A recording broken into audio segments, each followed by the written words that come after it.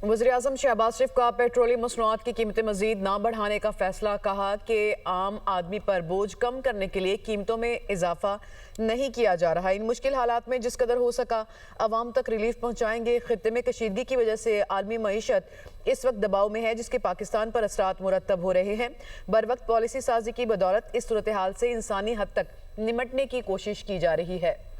मुश्किल हालात में गरीब आदमी पर बोझ कम करने के लिए मुल्क की अशराफिया और हुकूमत से शुरुआत का अज़्म। वफाकी हुकूमत के बचत इक़दामात में सूबाई हुकूमतों का भरपूर ताउन निहायत खुशाइंद है।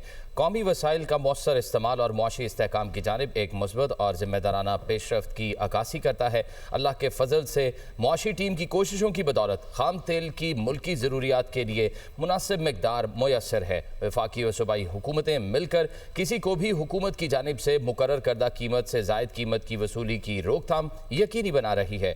दुआ गो हैं कि आलमी सतह पर हालात बेहतर हों और आलमी मंडी में पेट्रोलियम मसनूआत की कीमतों में इस्तेहकाम आए।